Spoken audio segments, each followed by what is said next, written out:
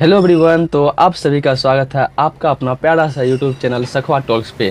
तो दोस्तों, आज इस वीडियो में हम लेकर आए हैं एक्शन रिसर्च, जो कि डीएलएड बीएड वालों के लिए काफ़ी इम्पोर्टेंट है, बहुत ही महत्वपूर्ण है। जो कि फर्स्ट इंटर्नशिप जो होता है डीएलएड बीएड में, उसके तहत इस वर्क को दिया जाता है फिल करने के लिए।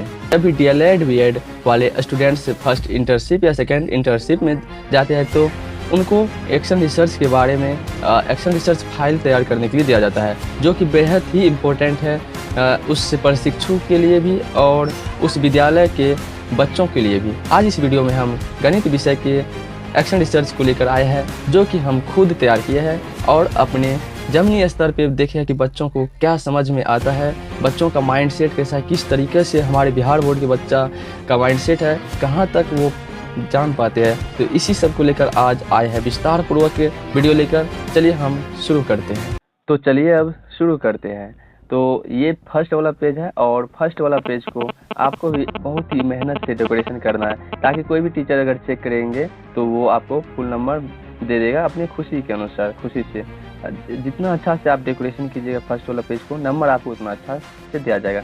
तो मेरा कॉलेज फर्स्ट में ऊपर में जो इस तरह से घुमा करके आपको अपना कॉलेज का नाम लिखना है। तो मेरा कॉलेज का नाम है प्राथमिक शिक्षक शिक्षा महाविद्यालय, जो कि सुखासन मनारा मधेपुरा में पड़ता है और ये बिहार राज्य के अंतर्गत है।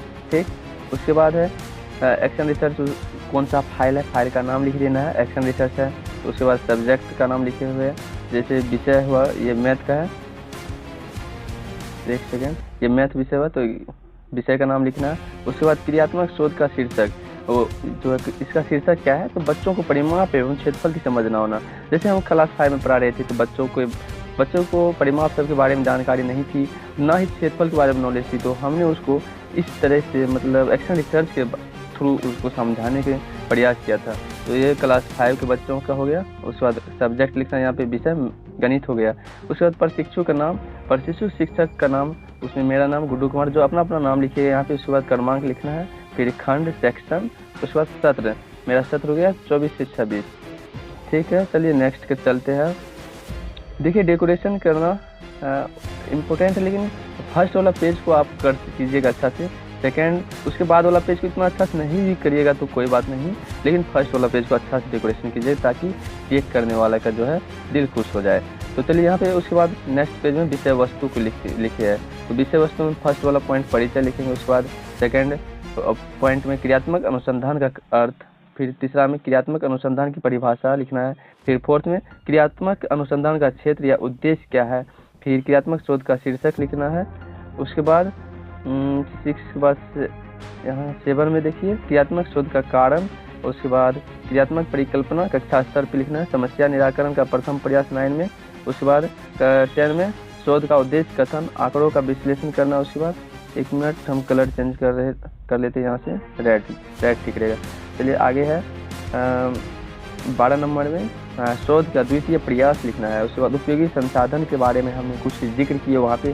फिर लास्ट में जो कंक्लूजन लिखना है, परिणाम क्या आया, उसका निष्कर्ष क्या हुआ, मतलब कंक्लूजन क्या निकला, उसके बारे में लिखना है।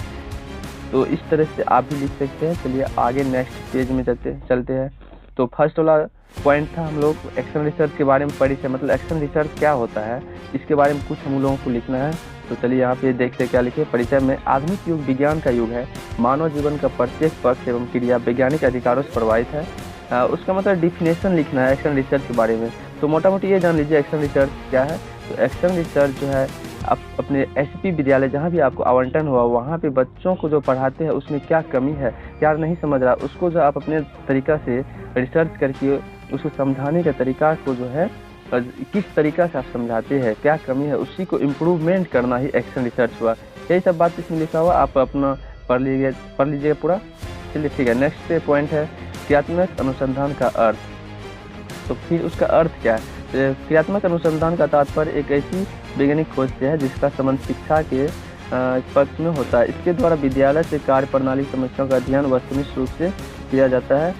इसका उद्देश्य विद्यालय की कार्य प्रणाली की समस्या का समाधान करके उसमें सुधार एवं परिवर्तन लाना होता है। इस तरीके से आप भी सजा के लिख सकते हैं। देखिए मैंने सभी पेज को, एक एक पेज को डेकोरेशन किए है अच्छा से, बहुत मेहनत करके।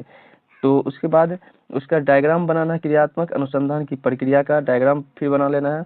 लर्निंग निर्दिष्ट करना, सामान्य खोज की पहचान करना, यहाँ पे लिखा हुआ शोध निदान में है कि समस्या की पहचान करना और उसे परिभाषित करना। फिर एक्शन प्लानिंग, कार्य के वैकल्पिक पाठ्यक्रमों को ध्यान में रखते हुए एक्शन लेना, कार्य का एक कोर्स का चयन करना, फिर मूल्यांकन करना लास्ट में एक कार्य का परिणामों का अध्ययन करके। फिर उसके तहत शोधकर्ता, यहाँ पे देख लीजिए अपना नाम यहाँ भी लिखिएगा, शोधकर्ता का नाम क्या हो गया वो लिखना है। शोधकर्ता विद्यालय का नाम SCP जहाँ पे आवंटित हुआ वहाँ अपना विद्यालय का नाम लिखिएगा। शोधकर्ता का संस्थान जहाँ पे आप जिस कॉलेज में पढ़ रहे हैं उस कॉलेज का नाम लिखिएगा यहाँ पे। शोधकर्ता के मार्गदर्शक शिक्षक का नाम, यहाँ पे जो है आपका गाइड कौन करता है, जैसे हम लोगों को गाइड करता है BK संतोष सर, तो यहाँ पे नाम लिखना भूल गए तो लिखेंगे BK संतोष सर। फिर प्रेरणा स्रोत एवं संरक्षक का नाम, यहाँ पे जो है आपके SCP का हेड टीचर कौन है, HM का नाम लिखना है यहाँ पे इस जगह पे। उसके बाद आभार व्यक्त करना है, आभार में यही व्यक्त करना, ऊपर जो भी प्रिंसिपल थे और व्याख्याता जी थे उसके बारे में आभार व्यक्त करना है। क्रियात्मक कार्य या शोध बहुत ही सरल कार्य नहीं है, इसमें बहुत से बातों का ध्यान में रखना होता है और जो लोग शिक्षा क्षेत्र में प्रशिक्षण प्राप्त कर रहे हैं उनके लिए आसान कार्य नहीं है, क्योंकि मैं एक प्रशिक्षु हूँ इसलिए मेरे लिए यह कार्य कठिन था लेकिन असंभव भी नहीं था ये कार्य। इस तरह से आप अपने प्रिंसिपल, टीचर, HM को जो आभार व्यक्त कीजिएगा तो अच्छा रहेगा, मतलब गुड। उसके बाद फिर साइन कीजिए अपना रोल नंबर, उसके बाद सेशन लिख लीजिएगा। चलिए नेक्स्ट चलते हैं नेक्स्ट पेज में। तो उसके बाद इस तरह से आभार यहाँ पे क्लियर हुआ, खत्म। उसके बाद अगला पॉइंट है क्रियात्मक अनुसंधान की परिभाषा है, इसका परिभाषा लिखना है। उसके बाद गुड के अनुसार इसका परिभाषा है क्रियात्मक अनुसंधान शिक्षकों, निरीक्षकों एवं प्रशासकों द्वारा अपने कार्य और नियमों की गुणात्मक उन्नति के लिए प्रयोग किया जाने वाला अनुसंधान है। उसके नेक्स्ट रिसर्च इन एजुकेशन के अनुसार, तो इसके अनुसार चलिए जो भी मैटर लिखा हुआ है यहाँ पे आप भी हूबहू या अपने माइंड सेट के अनुसार छाप सकते हैं। चलिए नेक्स्ट पॉइंट इस तरह से आप भी लिख लीजिएगा। उसके बाद 5वां नंबर में क्रियात्मक शोध का शीर्षक, उसका शीर्षक क्या है लिखिएगा। इसकी शीर्षक है परिमाप एवं क्षेत्रफल की समझ, मतलब ये पहले भी बता दिए थे कि इसका शीर्षक जो बच्चे को नहीं आ रहा था क्लास में उसके बारे में समझाना था, तो क्षेत्रफल के बारे में हमने समझाया, तो इसीलिए टॉपिक लिया हमने। उसके बाद क्रियात्मक शोध का स्थान का नाम लिखना, कहाँ पे जो ये बनाए किस SCP में, SCP के नाम, फिर अपना अनुसंधानकर्ता का नाम लिखिएगा, फिर क्लास लिखिएगा। चलिए नेक्स्ट है क्रियात्मक अनुसंधान की समस्या का पृष्ठभूमि, इसका पृष्ठभूमि क्या है इसके बारे में लिखिएगा। मध्य विद्यालय भैलवा सिंहेश्वर में मैं विद्यालय अनुभव कार्यक्रम 1 के थ्रू मैंने देखा कि 5वीं कक्षा के बच्चों को परिमाप एवं क्षेत्रफल की समस्या की जानकारी नहीं है तथा वे अपने दैनिक जीवन की घटनाओं तथा उसकी उपयोगिता संबंधित स्थापित नहीं कर पा रहे। इस तरीके से आपको भी लिखना है अपने एक्शन रिसर्च फाइल में। उसके बाद नेक्स्ट पॉइंट है 7वां पॉइंट है क्रियात्मक शोध की समस्या का कारण, उसका क्या कारण है। तो कारण में बच्चों को गणित विषय के प्रति रुचि न होना, यह भी कारण हो सकता है। बच्चों में परिमाप तथा क्षेत्रफल की अवधारणा की समझ नहीं होना। उसके बाद बच्चों को विभिन्न आकृतियों की समझ न होना, शिक्षक द्वारा गलत शिक्षण विधियों का उपयोग करना, यह सब जो है कारण है। बच्चे परिमाप एवं क्षेत्रफल को अपने दैनिक जीवन की वस्तुओं से संबंधित स्थापित न कर पाना, तो ये सब क्रियात्मक शोध की समस्या का कारण था। ये सब बच्चों को पहले से जानकारी नहीं थी सब के बारे में। चलिए नेक्स्ट पॉइंट देखते हैं। उसके बाद कारण लिखिएगा, उसके बाद फिर साक्ष्य, उसके बाद तथ्य या अनुमान, उसके बाद शोधकर्ता का नियंत्रण। विभिन्न ज्यामितीय आकृतियों की समझ न होना, इस कारण था वहाँ पे अनुसंधान इसलिए किए थे। छात्रों को आकृतियों से पहचान कराई गई, इसका साक्ष्य मतलब क्या प्रूफ दिए वहाँ पे, जो एक एक करके बच्चों को आकृति दिए, उसके बाद TLM के थ्रू समझाए बच्चों को। उसके बाद तथ्य या अनुमान कौन सा था, गैस करके किया गया था या तथ्य करके, तो तथ्य से रिलेटेड था ये बात। शोधकर्ता का नियंत्रण कैसा था, तो उसके अंतर्गत था। ठीक, इस तरीके से आपको भी अपना लिखना है। 4-5 पॉइंट है यहाँ पे लिख लीजिएगा। फिर नेक्स्ट वाला पॉइंट है क्रियात्मक, एक सेकेंड, 8वां पॉइंट छूट गया, क्रियात्मक परिकल्पना यानी कक्षा स्तर।